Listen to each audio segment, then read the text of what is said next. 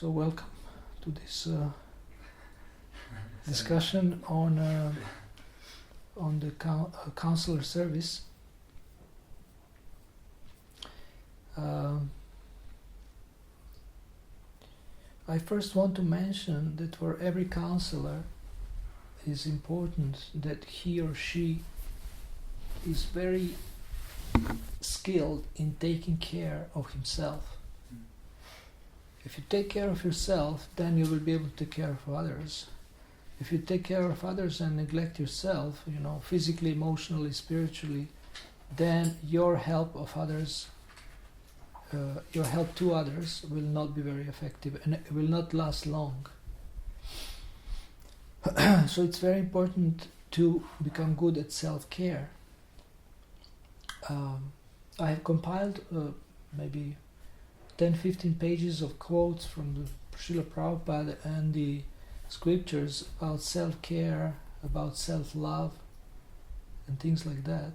And Srila Prabhupada was actually stressing that we should take care of ourselves. And he was quoting this famous saying, God helps those who help themselves. So that's very important. Then another point is that counselors themselves should take care of each other. That, you make sure that everybody is okay, because you are caregivers, and if you don't take care of each other, then some of you will get in trouble, or all of you will get in trouble, and we have to make sure that caregivers are first taken care of. And therefore Sridhar Prabhu recommended that when we start the counsel system, first we have to make sure that caregivers are okay, and that there is a meetings and they take care of each other, they meet and they also associate outside of the meeting and help each other in different ways. So that is very, very important. So this care takes place in a meeting that you have once a month or whatever time frame you have, and also outside of the meeting where you associate, visit each other, offer help to each other, seek help from each other, and have a very high quality Vaishnava association based on love, trust and mutual service and help. And this will be a wonderful example for the whole community, how people who are basically guides and leaders and preachers, how they're cooperating and protecting each other.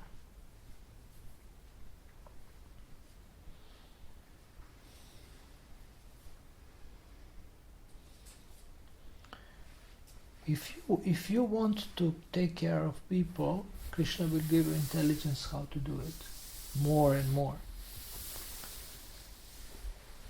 And tomorrow I will speak about becoming a most trusted advisor, and everything I say will be relevant for you as a counselor and as a preacher, as a devotee, all of you.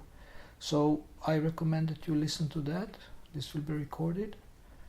I will not now say everything I will say tomorrow, but I will say something. And before I speak about your role, the points I wanted to say in this session, I want to mention one very important thing that is important for you to be aware of when you are dealing with your counselees.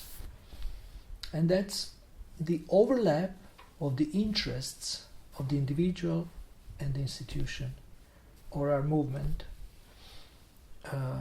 This space where interests overlap is actually a space of empowerment. This is where people get inspired, they get strong when they see that there is an overlap. So in our movement we made mistakes that we were pushing the mission and pushing the institution, the development of the institution, but we neglected people and they left. And then some devotees have tendency to actually just focus on people and forget about the mission and the institution. Now our mission is very compassionate, is meant to bring in more people. But you remember in the play, when Gaura Prabhu came as a guest, then Sankta devotees say, sorry, I don't have time to talk to you, I have to save some souls. So that's a wonderful example of the mentality that we developed, that we are saving others, but we are losing those who are already here. So the counselor is an intelligent coordinator and facilitator, and he knows that there has to be an overlap, and he intelligently presents to people. People don't know what is good for them. This is what Srila Prabhupada did with us. He educated us what is good for us.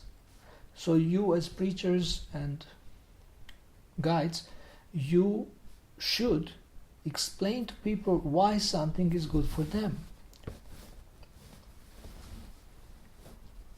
Why it's good that they engage in the mission, why it's good that they do service, why it's good that they practice, and things like that. Again and again and again.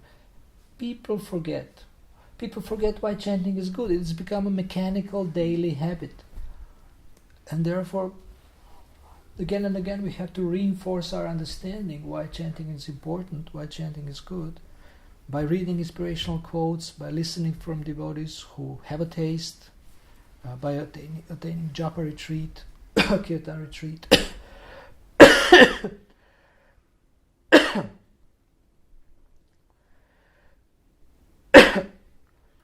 So this overlap is very important.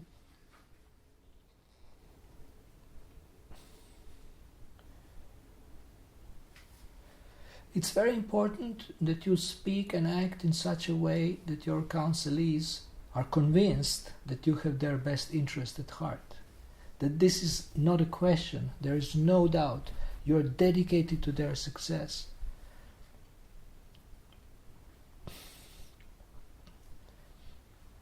And you look at things from the point of view of their benefit. You want them to succeed, you want them to be happy in Krishna consciousness, you want them to be able to make a contribution in Krishna consciousness, to do nice service. You want them also to become leaders, you want them also to become counselors themselves. Successful leader is not the person who has a lot of followers. Successful leader is a person who creates many leaders. So you want them to succeed, you want them to take responsibility, to become strong, to become fired up about the mission. And counseling meeting, it's not just psychotherapy session where people will just speak about their problems and their fears or whatever. It's actually meant to train people to engage in the mission happily. That's, to me, the purpose of the counseling system, is to train leaders and preachers. I don't know if Sridham told you something like that, but to me that's a dynamic perception of the counseling system. And these people who are, we are getting high quality people. Look at the people in the morning program. These people are all amazing. I mean, intelligent, educated, dedicated, and they all, but somehow we don't have a culture of growing leaders. Sometimes we have a culture of suffocating people, This suffocate. This is suffocate. This is suffocating. We have a culture of, not facilitating people's potential, people's talents, people's growth and development. So if you're clear about what is your goal as a counselor, then you can design different strategies, and you can design your meetings to meet those goals, and then your service becomes very exciting. You are basically training revolutionaries, people who will engage in the mission, and people who will make a big difference in the society, in the world. So if we want to help somebody, Krishna will give us intelligence how to do it. He will inspire us. Of course, we are learning from the devotee care materials, guidelines, how to do that, from the counselor system guidelines also, but for a particular person and the particular situation, how to do this.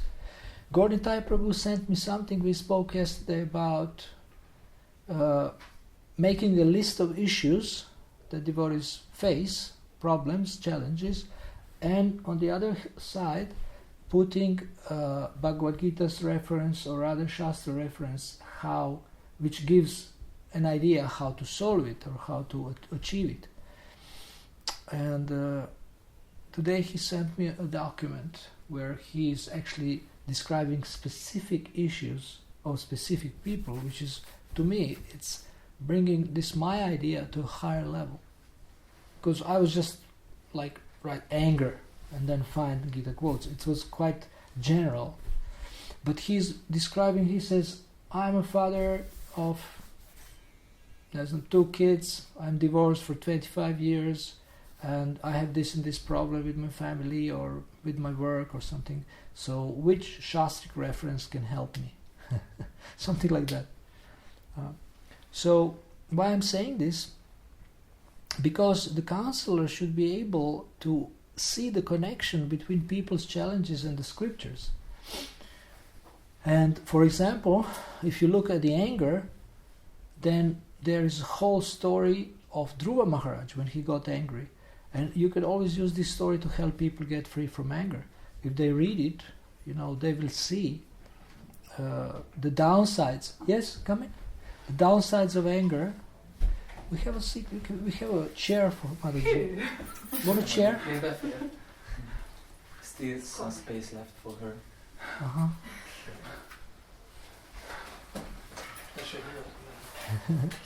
Thank you so much for coming. You always enthusiastically listen to the morning classes. What was the last thing I said? That counselor is always see the devotees' difficulties connecting with the Shastric reference, like Dhruva Maharaj stories. Yeah. If somebody has problem with anger, then you can quote that story and tell them, look, if you read this story, you will understand the downsides of anger, the consequences, and you will see and how it is bad for spiritual life. So and even there is sophisticated instructions like story of Narada Muni and the snake. The snake became his disciple, and she said, now I'm nice, but they are taking advantage. They are torturing me or something. And then he said, you just lift your head as if you are going to bite, but don't bite. And then you will scare them. It's a very sophisticated, very amazing instruction, precise for... That's why I was planning to write some kind of a little ebook or something called Narada Muni's Preaching Strategies. Because he did amazing things with people like this, with Dhruva, or Prabhupada quotes that story in the purport. Then, so with snake actually, his disciple, he did this with the snake. Then he was also instructing Dhruva very expertly. Then Chitraketu, he cheated him. He brought his son back so that he can preach to him because he couldn't listen to anybody else. Then with Daksha, he let him offend him, and Prabhupada says he let him vent out his anger with a view that with an intention that maybe he is going to hear more easily. So in psychology you have this like primal scream. You can scream, and then you're free, and then now you can do something. I don't know about primal scream, but something like that, like vent out your negative energy or anger. So Narada did so many different things with different people to bring them higher in Krishna consciousness, and hopefully I will be able to write this. I have to first finish my first book, Gita for Success, which I have no idea how I'm going to do it, but I have to do it. People are telling me for years about the book, and it will support to this whole service that I try to do. So connecting their challenges and issues and goals with Shastric references, that will make your service very powerful.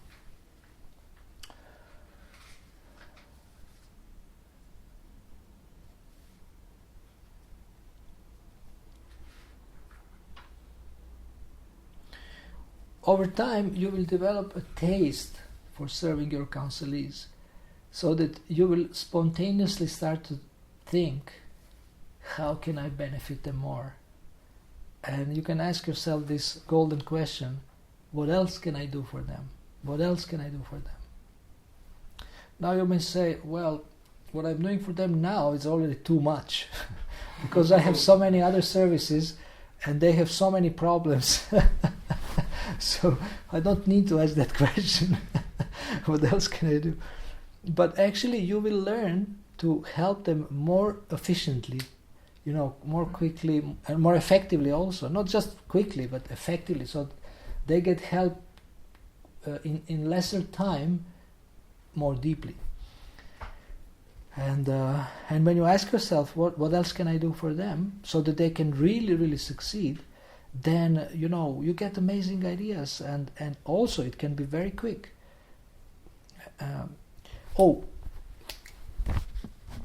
One thing I wanted to speak about I didn't put on the list of notes here. Very important question for helpers: how to help people and not get overwhelmed with their problems.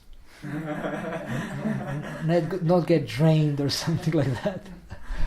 So we can discuss that. This is a nectar for the end. I know you are interested in that question. So you came a little late, and there is amazing stuff before we just came. We spoke about, so you can listen to it later. I don't want to repeat it now.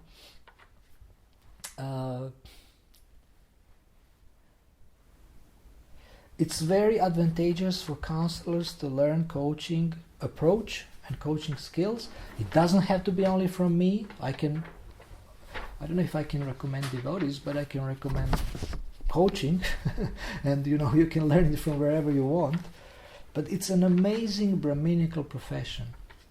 I love it like anything. It's so amazing. Coaching, first of all, your approach, your perception of your clients. I mean, you are a servant, you are a friend, you're a servant. You never judge them. Coach never judges. He always sees people as capable of succeeding. He doesn't see them in terms of their performance or their present behavior. He sees them in terms of their potential. He has very positive perception on them. He never judges them. So coaching approach is actually a very loving approach, very compassionate approach, but at the same time it's tough. At the same time, it's strong. And different skills like listening deeply, then asking powerful questions, expanding options, promoting action.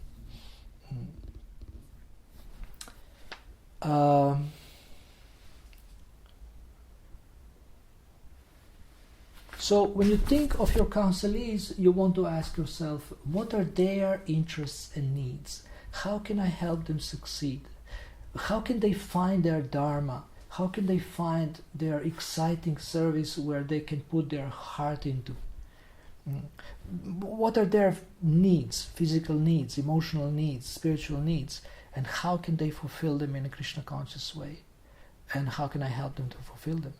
One way you can help them to fulfill their needs, first to discover them, to become aware what are their needs, what they really need. Sometimes they say, I need time management skills, but behind this, they actually need somebody they can talk to openly and reveal their mind, for example. So to discover their needs very precisely. And like you as a helper, you can be sometimes very penetrating. You go deep to the core of things and issues to find out what is their real need. What are their interests? What are their talents? What would they like to do? And you are clear how you're helping them. You are clear what you want in life, and you help them to attain clarity in their lives. I spoke about this a little bit this morning, how clarity is important for the high quality thinking. So you want to become a most trusted caregiver and guide for life, for the whole life.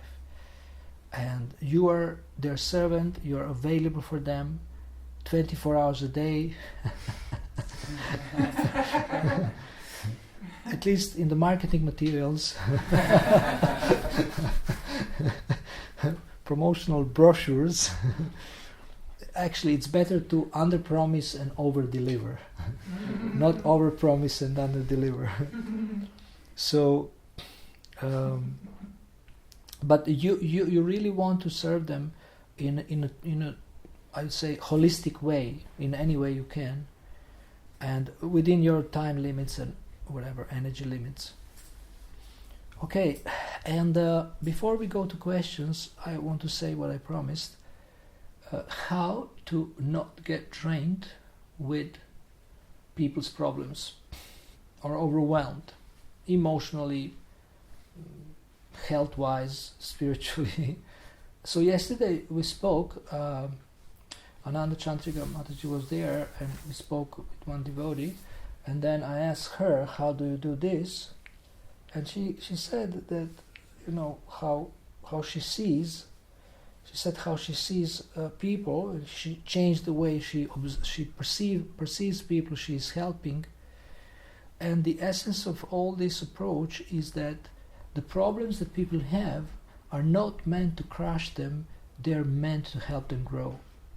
So if you see there are problems like this, then you will be the person who will help them to make the sense out of their problems, to understand them deeply, to understand Krishna's gift, which is hidden in these problems, to understand the opportunity and take it on as a challenge, take it on as an opportunity to grow and learn. And in this way, this problem is not only inspiration for them, but it becomes a source of energy and energizing for you, if you see it like this. So this is very, very important. You have to protect yourself. You have to protect yourself from being overwhelmed. And this kind of, and I think this is it. This is true. This is why God has given problems. But we have to remember it. Of course, we sympathize with people. We can feel their pain sometimes, but we don't allow ourselves to get overwhelmed by this, because if the doctor becomes sentimental, it cannot help the patient, or too sentimental. We are sentimental, but not become too sentimental. Okay, so now we can have questions. What time is it? 5:30. Okay, so I spoke for about 20 minutes.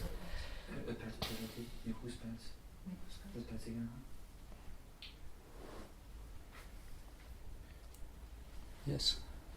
Yeah, also the biggest problem of us, you mentioned the second point at the beginning, we should give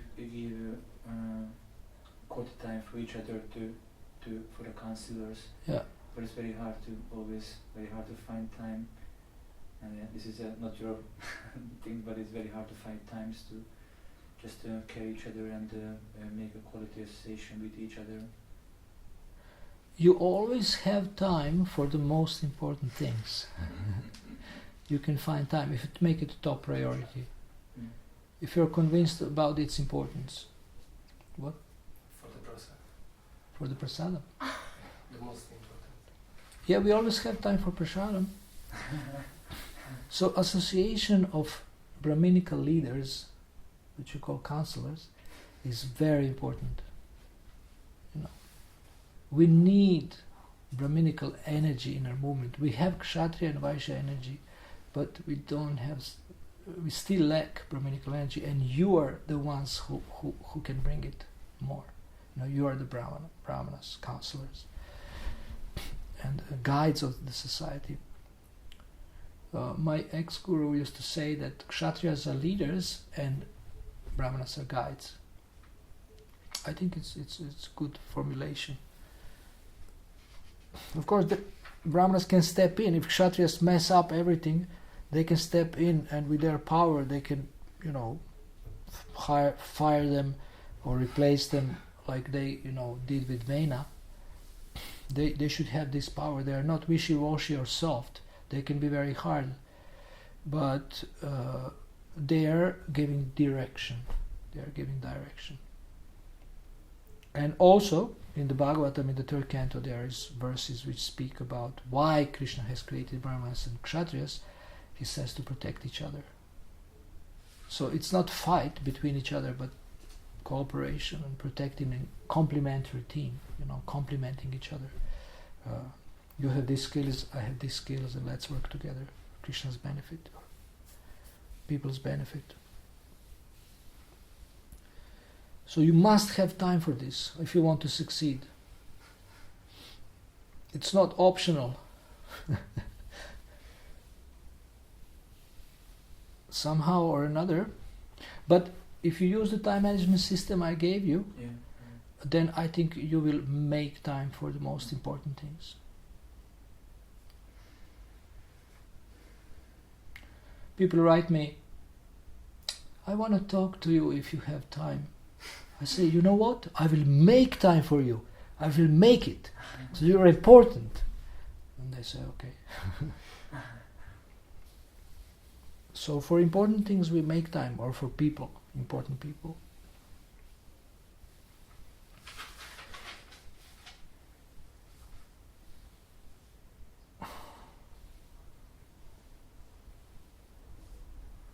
Yes, we want to share with you that Mataji, Ananda Chandrika and I came up with yesterday. We discussed some issues and problems, and we came up with this very simple sentence, but it's really genius. It's really helpful for counselors or coaches. Let go of the past and move on to the future. It's so simple, but it's so genius. Let go of the past and move on to the future. So it's like liberating somebody who is clinging to the past. They just have to do the half of this sentence, half part, and then move on to the new future. Now, one thing is important, that your duty is to always take advantage of knowledge. Means always teach, always educate, always clarify the principles which we are operating on, clarify the direction. Clarity is very powerful. You are never confused, or you shouldn't be. And when they see that conviction in you, they will trust you more and they will follow what you say. So therefore you have to sort out your life first. That you know what is your varna, what is your ashram, even if it's in between ashram. Today you have ashrams that are not within the four. In ISKCON we have different in between this one and that one. So, but please clarify that one in between. I'm in between ashram, but I'm strongly situated and I feel very happy and productive in that in between ashram. So, and varna, what is your occupation? What are you excited about?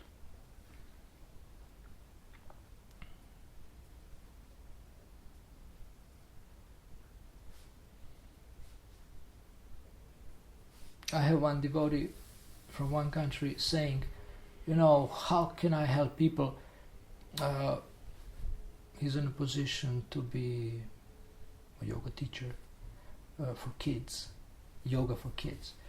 He says, how can I help people? My heart had a huge problem in life with a divorce and things like that. And how can I help people? My heart is burning, or I don't know, my false ego is burning, or whatever. And and I have a tendency to blame, although I know I shouldn't. How can I help people? And I say, you know what? Your helping other people will heal you. It will heal you. It will heal you, and you will be situated in the very healthy understanding and proper understanding if you're always trying to help people in the mode of goodness in some ways. So I will see that devotee and speak about this more, but this is a very important point. We can't wait until we become perfect in order to start helping people. You're still a little bit ill, but you're becoming a doctor, and you start to help yourself also. You tell people you should do this, then you are obliged to do it.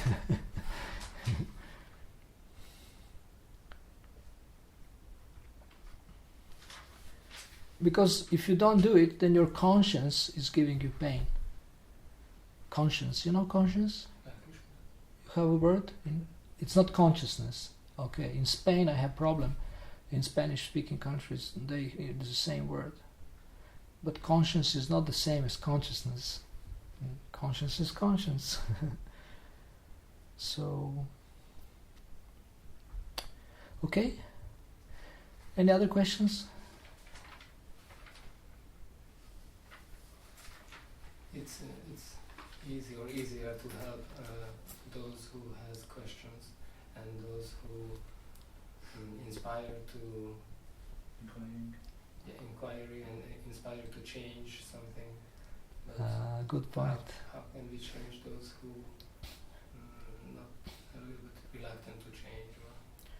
Well, it's very simple. You have to blow their mind. In what way? You challenge them.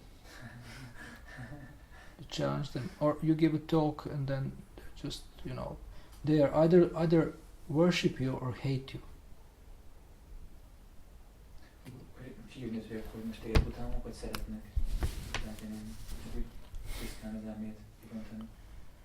I say that my class is not successful if people are not really amazed or they hate me. So if they're angry and they hate me, it means it was successful. I like that. Because at least something is moving. Maybe it's negative, but otherwise they sit and say, well, nice class. When they tell me nice class, I got, pain in my stomach. Nice class is not nice. It should be horrible class or amazing class. Somebody has told me in London, one devotee, may I ask you a question? Yes.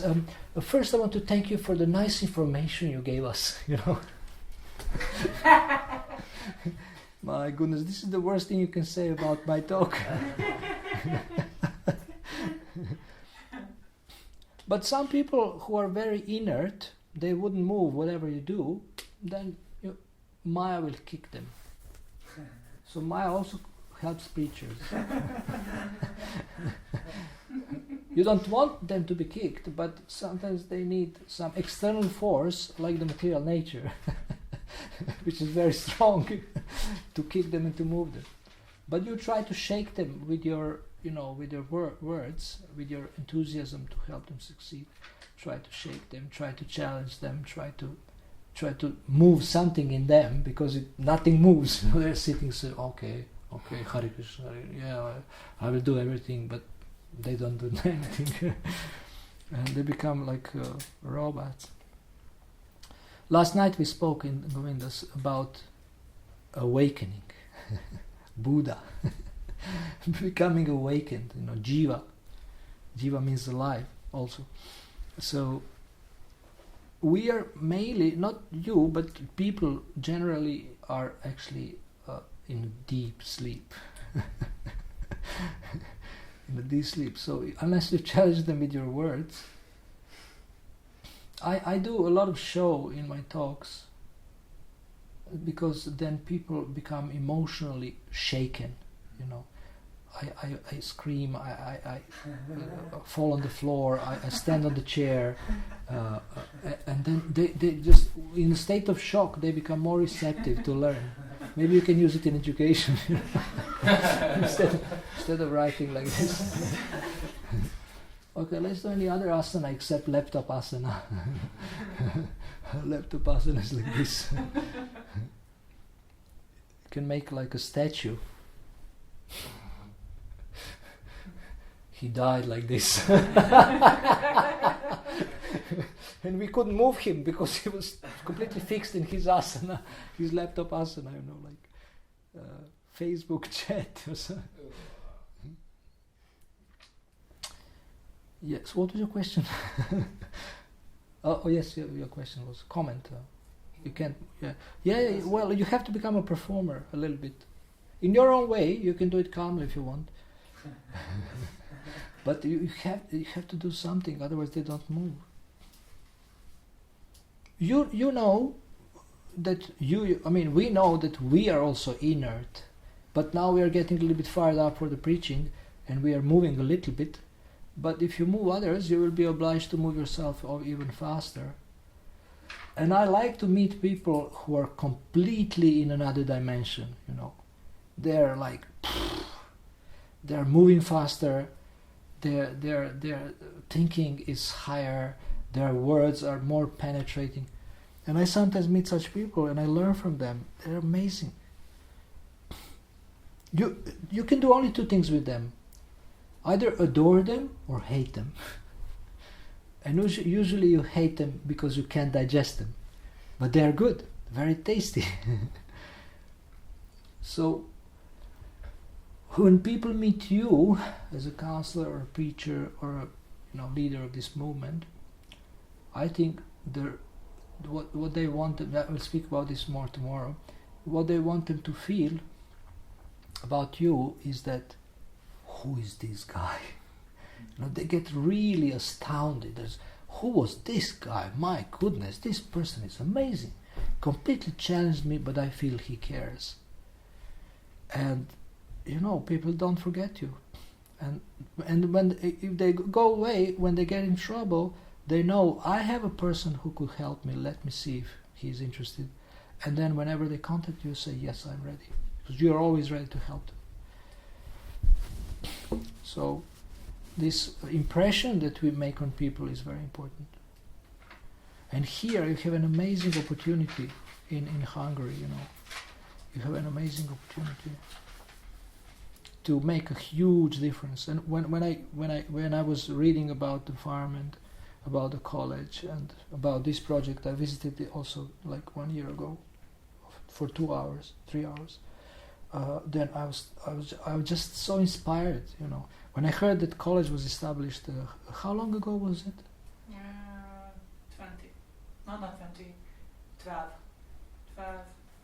12 years ago. 12 years.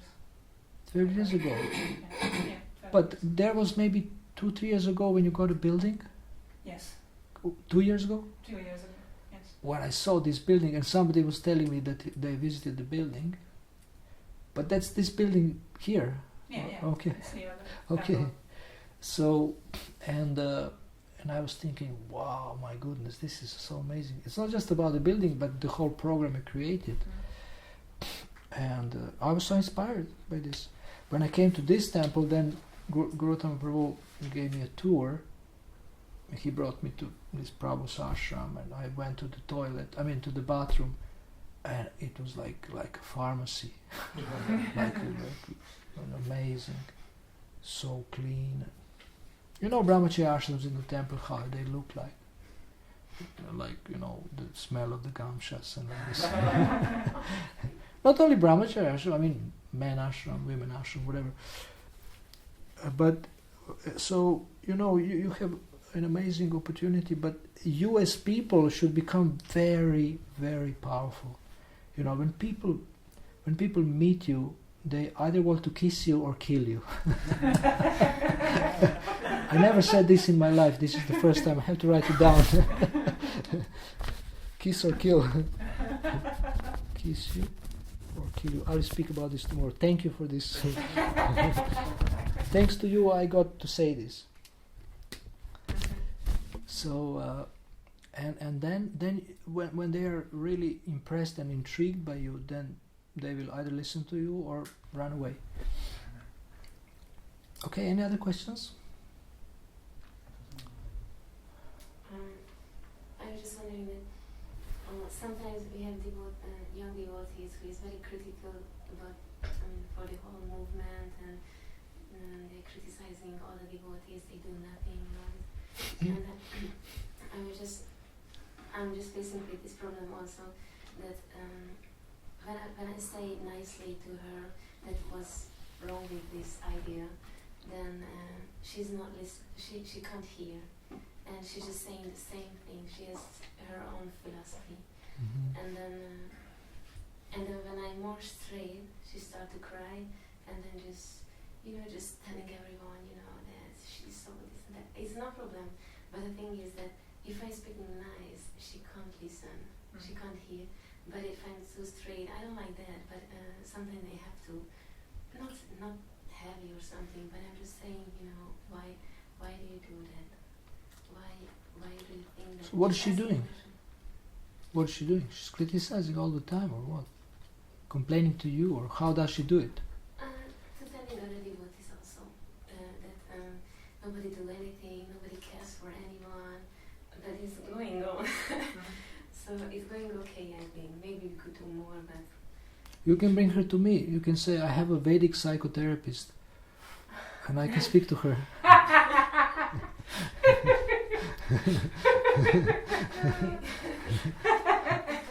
Bring her to me. I like such devotees who can't stop criticizing. I love such devotees. For me, it's a challenge as a coach.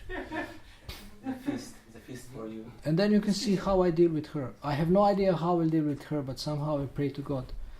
I'm leaving now. Oh, okay. Well, I'll come soon. I'm just going to Sobotka and come back. My friend Bhakti Granta, he is going to feed me like Vojvodina specialties. I'll probably come soon, so we can do it. But when people are critical like this, you just give them your best suggestions or metaphors, and at least they know how you think about what they do. But you can't force them to stop nonsense, so they have to burn their fingers. You can't do much about it, because if they don't learn by hearing, they have to learn by making a mistake. Even then, it's a question if they will learn. So, but you don't reject them, you don't torture them. Of course, if they are doing things that are not acceptable according to the standards of the temple, you have to say that they are, if you continue like this, there may be more serious consequences. Because we don't allow, criticizing devotees. That's not good for her and for others and for the atmosphere. So sometimes we have to threaten people and say, if you continue like this, there will be consequences. In a nice way, because we are trying to develop appreciative culture, and we don't want this kind of habits here. And if she doesn't want, she has to live outside. She can come here, visit, worship, bow down and shut up. Yeah. With such people you have to be straightforward, otherwise they will just continue doing nonsense and they will not get the point. And we don't want people around who are like a fly, we want bees. Okay. Any other? What time is it now? 53. Okay, in 3 minutes I have to get on Skype. Somebody will be waiting. And it will be 56. So, do you have any other questions? I'll just press on the button for the computer. Last question you have? I just want to give maybe feedback. Maybe you can respond some deep thoughts. You mentioned last day morning lecture, the best thing to care devotees is to give faith in Krishna. Like you mentioned Niraja Maharaj, you quote Niraja Maharaj. If you can say something about this. This is a huge thing. How to instill faith in Krishna in people.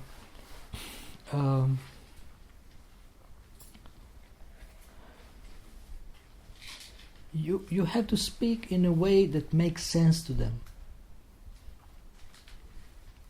So in this way you will be able to touch their heart. When you touch their heart, then you can help them grow that faith.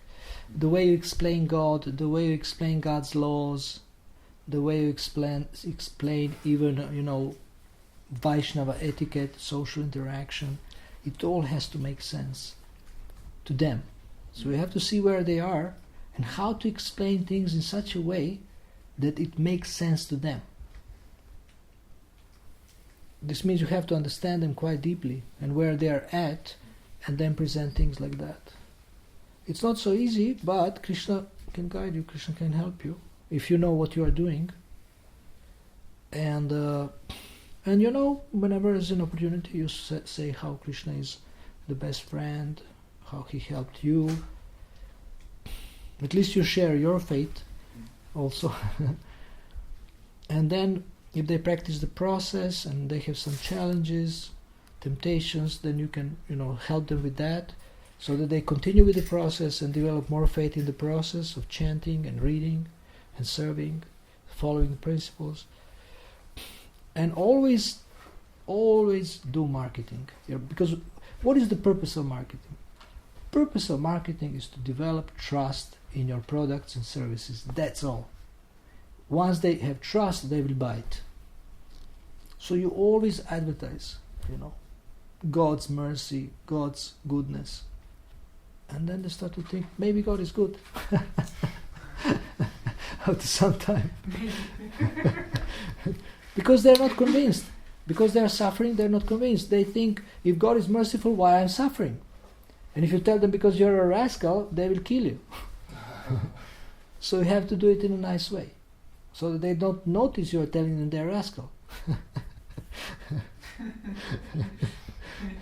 But still they get something, some pinch they get, a little pinch, and they say, okay. But your faith is important in helping other people have faith. If you have faith, then you will be able to somehow grow their faith. So you have to work on your faith. And, associate with those who have faith. So do you know anybody who has strong faith? Except Guru, your Guru. Do I know? Yeah. Yeah. So associate with devotees. Ask them, how do you have this faith? You're amazing. You're so convinced. How do you do this? How do you think? And then they will tell you. And then learn from them. Okay? Thank you. Hare Krishna. Hare Krishna. Hare Krishna. Thank you. Thank you This much. is amazing. Me as well. This is horrible. I want somebody to hate me. I'm a masochist. I hate you. I hate you. I hate you. I hate you. I hate